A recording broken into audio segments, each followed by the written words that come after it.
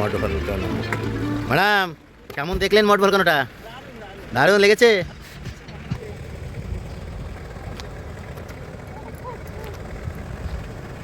আমি আপলোড করে দেবো ফেসবুকে।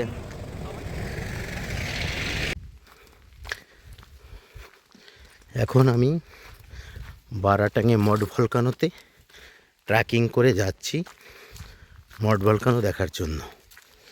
দেখতে থাকুন আমার ভিডিওতে কেমন দেখায় মড ভলকানো। অনেক দিন ধরে ভেবেছিলাম যে বারাটাং এসে মড ভলকানো যাব, সময় হচ্ছিল না, কিন্তু আজকে ঠিক সময় করে মড ভলকানোতে চলে আসছি। দেখুন কি সুন্দর ফরেস্টের ভিতর থেকে কিছুটা পথ হেঁটে মড ভলকানোর কাছে যেতে হবে।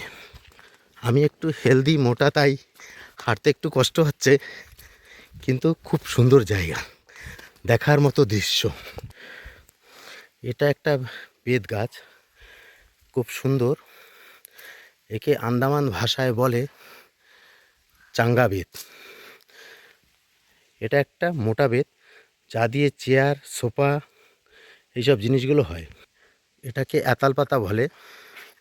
আন্দামানে যখন 74-এর যখন এখানে বিভাজনের সময় আন্দামান কালাপানির দ্বীপে যখন আসছিল, তখন সবাই এই পাতা দিয়ে, এতাল পাতা দিয়ে ঘর তৈরি করত। হাঁটতে হাঁটতে আপনারা একটু রেস্টও নিতে পারবেন, তার জন্য ফরেস্ট ডিপার্টমেন্ট থেকে ছোট ছোট লাকড়ির বেঞ্চ বানিয়ে দিয়েছে। দেখুন জঙ্গলের ভিতরে একটা তাল গাছ, এটা অরিজিনাল তাল গাছ নয়, এটা জংলি তাল।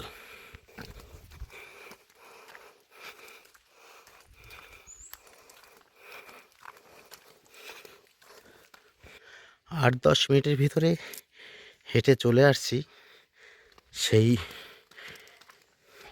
অমায়িক দৃশ্য, যাকে আমরা মড ভলকানো বলে থাকি। মাটির নিচ থেকে বিন্দু বিন্দু ফুটফুট করে যে লাভাটা বেরোচ্ছে, মড মানে মাটি, সেই মাটি বেরিয়ে দেখুন চারদিকে ছড়িয়ে ছিটিয়ে আছে। এটা মাঝে মাঝে বছরে একবার দুবার ফেটে থাকে। এটা গত 2-3 মাস আগে এটা ফেটেছে।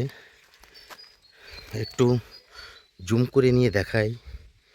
বোর্ডে নো স্মোকিং লেখা আছে, আর চারদিকে মাটি। আর এটা এখন একটু একটু করে বেরোচ্ছে, সেটাই এখন দেখা যাচ্ছে, কিন্তু আগের পাশ থেকে কাছে গিয়ে দেখা যেত। এখন পুরোটাকে রেলিং দিয়ে এই জন্য রেখেছে যাতে 2-3বার ফেটেছিল, তাই কারো কোনো অসুবিধা না হয়। এই যেখান থেকে বুট করে বেরোচ্ছে, সেটা ক্যামেরার মাধ্যমে তুলে ধরলাম। हाँ वो तो है, सही बात। नहीं नहीं, 100% है।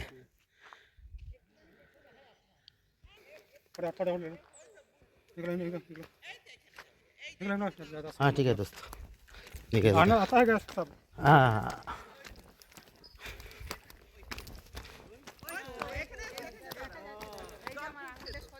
এই যে এরা বুট করে বেরোচ্ছে যে, হ্যাঁ এই যে